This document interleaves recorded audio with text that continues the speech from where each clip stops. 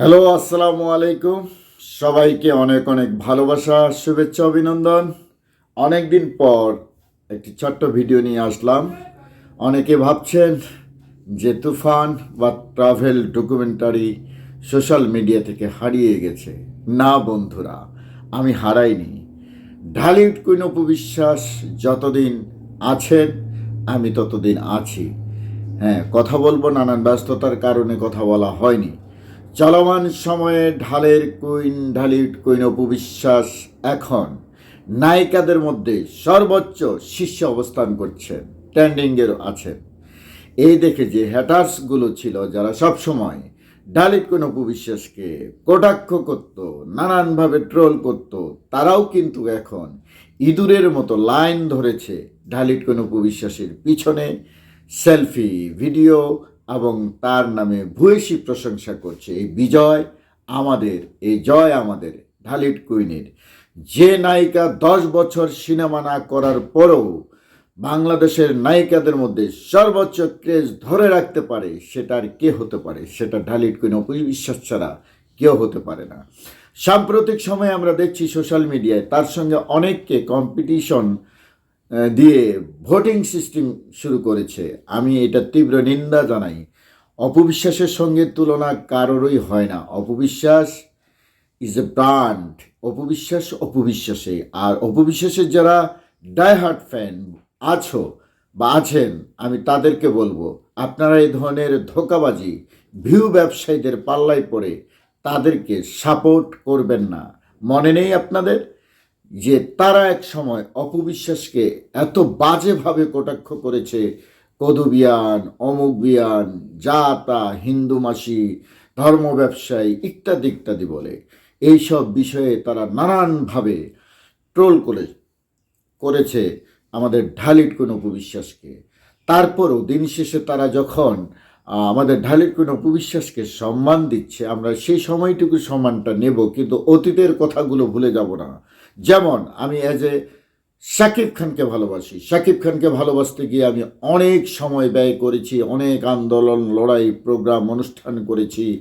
তাতে করে একটা সামান্য বিষয় নিয়ে তাদের বানানো জজ মিয়ার নাটকে আমাকে এবং আমার সেই সুদূর প্রবাসী ফারজানা বোনকে নানানভাবে ট্রোল করেছে, এবং আমার খুব কাছে নিয়ারেস্ট একজন আমাদেরকে সেই জায়গায় বিতর্কিত করার প্রচেষ্টা করেছে। আমি এখনও তাকে ভালোবাসি, আমি সবাইকে ভালোবাসি, কারো বিষয়ে আমার গুরুতর অভিযোগ নেই।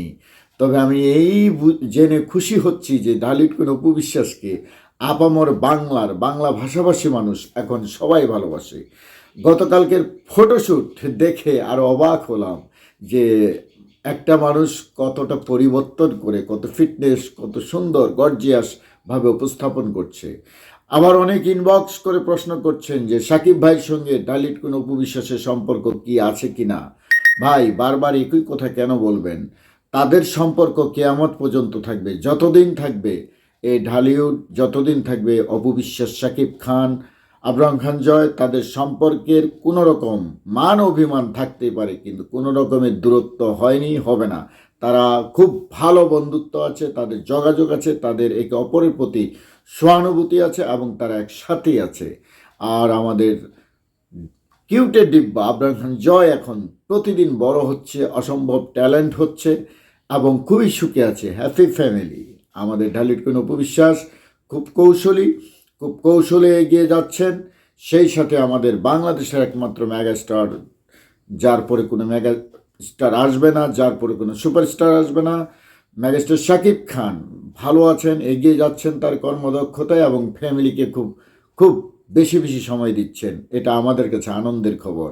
কান কোথায় খবর দিবেন না, সাথেই থাকুন।